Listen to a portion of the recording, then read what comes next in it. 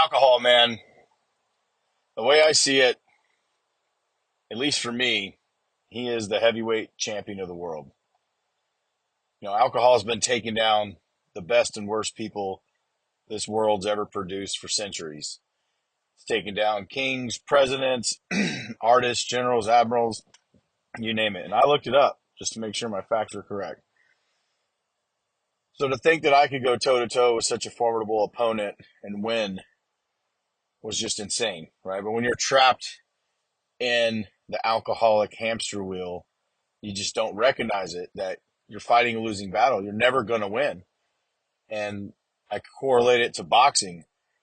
It's like alcohol is like Muhammad Ali in his prime. And I'm just Glass Joe from Mike Tyson's Punch Out, you know, going up against this guy. And me drinking is just like getting jabs, right? Getting little punches, maybe an uppercut. Me being able to drink and then have a good night or not have a blowout, those are just like all I'm doing is being rope-a-doped, right? So different than Muhammad Ali, just leaning on the ropes, so you get your punches in, and then boom, he knocks you out, right? That's the same thing. And I'd always get knocked out, and getting knocked out is, I have a big blowout drunken fight with my wife, or I get pulled into the Master Chief's office because I smelled like booze and I got reported. Something major happens in your life that it's like, oh man, I got to stop drinking. I can't drink anymore. Like, this is too crazy, right? That's getting knocked out. So then I try to sober up. Maybe I make it 30, 60, 90 days and I feel like I've got this thing cured. I can drink again. And, you start small, a couple beers, mixed drink here, there.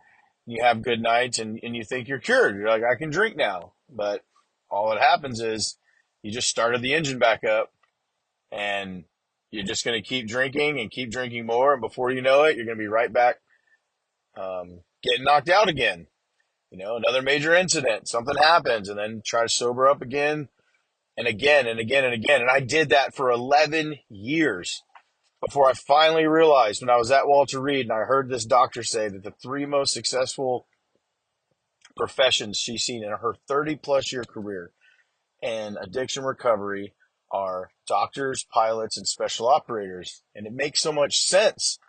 It's like, if you're a nurse, a doctor, some of these highly skilled trades that take a lot of dedication and effort and focus to studying and becoming, you have deep down in your soul what it takes to sober up, because you are the kind of person that once you decide you're going to do something, that's it.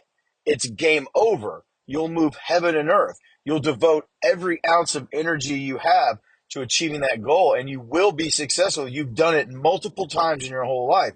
And when somebody doubts you, oh my God, that's like jet fuel for your motivation, because now you want to prove them wrong. You'll devote the rest of your life, all the time, energy, resources, money, everything you have, even if it takes a decade to prove that person wrong. And when you put that kind of focus towards something, you'll be successful. That's why you were student of the year. That's why you were the best athlete. It's because you have a switch that you can turn. And once you do, you're unstoppable. And all I had to do to get sober was to have somebody point that out to me, to say, what are you doing struggling? You have one of the most elite, overachieving, never lose, win, always win, fight to the death kind of personalities. You can kick booze in no time. All you got to do is flip the switch and make the decision. Like Sylvester Stallone in Over the Top, when he flips his hat around, it's like a switch, puts him in beast mode. That's it. It's game over. And once I realized that and I made that decision, later, booze, I'll see you. It's over. And you can do it too. And I hope somebody doubts you. I hope people laugh at you when you tell them that you're getting sober. I hope they laugh in your face, because all that's going to do is inspire you to prove them wrong, to prove everybody wrong, to prove to yourself. You can do it. And that was it. That's all I needed to hear. And I hope that's all you need to hear to realize that you have that exact same potential deep down in your soul. And all you got to do is tap into it, reach up like Sylvester Stallone, flip that hat around, flip the switch, and it'll be game over. And that's how I beat the rope-a-dope. I finally realized after 20 years of drinking, 11 years trying to get sober, that the only way to win is to not get in the ring. That's it.